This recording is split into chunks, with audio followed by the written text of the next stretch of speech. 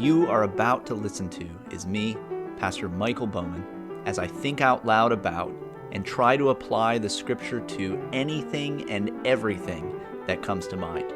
This usually happens in my car, so jump in and let's talk.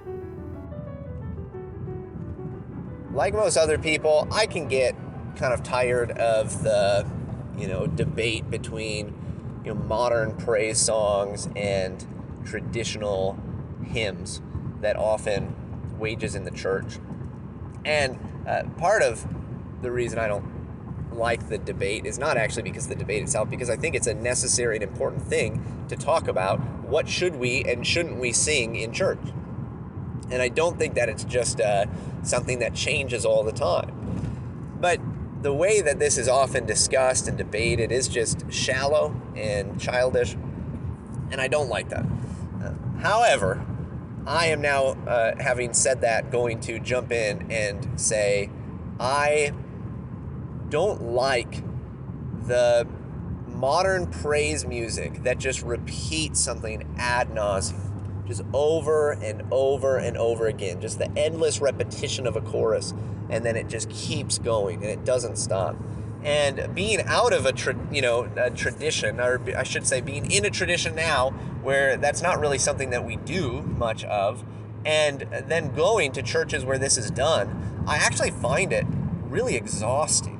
I'll find myself just getting tired, and then you'll stand and sing 2 or 3 songs that all do this, that all just repeat over and over and over again.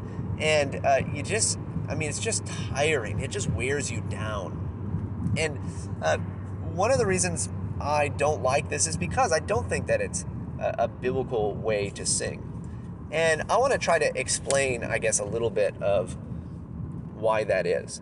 Because I've heard before the response to saying something like what I just said be, well, you must have a problem then with Psalm 103. Because Psalm 103 repeats over and over and over again. His love endures forever.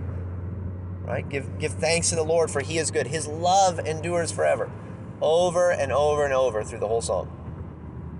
And I just want to be upfront and say, hey, if you want to sing Psalm 103 at church, please do. That sounds great. That is not at all what I'm saying. And if that's how you want to respond to what I'm saying and say, well, fine, I'm going to spite you, Michael, and I'm going to sing Psalm 103 in my church, please spite me in that way. That would be great. But what do you notice about Psalm 103 that's different about, singing a chorus of a song over and over and over again? What's different about it is there is still movement within the words themselves. There is movement, right? It builds. It's every other line is not his love endures forever. It's something new. It's something different. And it pushes forward. It moves. And it continues to build and add in these various ideas of the ways that God has worked to bring salvation to his people and the many blessings that he gives to us. And it all kind of, builds and moves somewhere. And in other words, it's going somewhere. It's got a telos, a purpose, an end. And you're constantly moving in that direction. In most modern praise music, the end, or the movement, I should say, the movement toward an end is not in the words themselves. The words themselves stay the same. The content, the thoughtful piece, the part that, entails that you actually learn a biblical worldview, that just stays the same. And it's repeated over and over and over and over again. What moves is not the words. What moves is the music. And I'm all for the music being moving. I'm all for the music moving with the words and coming to a climax. And that sounds great. But when the only thing that's moving or going anywhere is the music, then what that tells me is that the purpose here is not to teach. It's not to sing along with the psalms that are going somewhere, that are building somewhere, that are pointed in a direction. The purpose is actually to build one up emotionally and get one into a certain emotional state without that actual added content, without the thoughtful piece, the engagement of the mind. I want both, right? And most of the most beautiful hymns of the past and the various renditions of psalms that have been made in the past, not all of them, some of them are stodgy and not the most fun to sing, even if we should sing them once in a while, but most of them have a musical quality that is just brilliant, and it does build, and it's lovely. In modern praise music, that movement is just one-sided. It is simply in the music, which does build you up emotionally. It does move you emotionally, but the whole of your being, the whole of your spirit is not moving. It's not going anywhere. It's standing still and not growing in a knowledge of God. And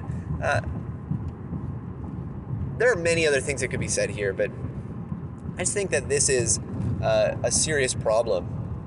And it's not surprising that churches whose understanding of the faith leads them to sing praise songs that just repeat ad nauseam the same ideas over and over and over and over again without any movement, that those are the churches where people will go for a decade and their spiritual life does not change.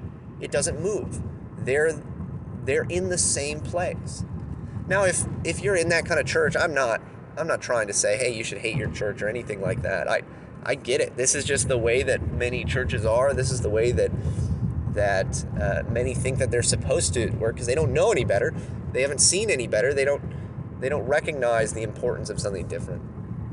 But I do think this is one of the many reasons why we should be thinking more critically about why we sing what we sing and how we sing what we sing, right? Is it moving anywhere? Is it building? Is it helping us to mature and grow and pointing us toward the end that is Christ? Anyway. Hey guys, I hope this has been helpful for you. If it has been, go ahead and rate it, review it, or share it with a friend, especially if you're in La Crosse, Wisconsin, or the surrounding areas. That helps me expand the audience and hopefully increase the impact of these ideas. If you have any questions, thoughts, or concerns on anything that I just talked about, you can reach me at pastormichaeljbowman@gmail.com. You can find more content from me, as well as information about the church that I pastor at ccc-pca.org. With that, I hope you can enjoy the many blessings of God today. Until next time.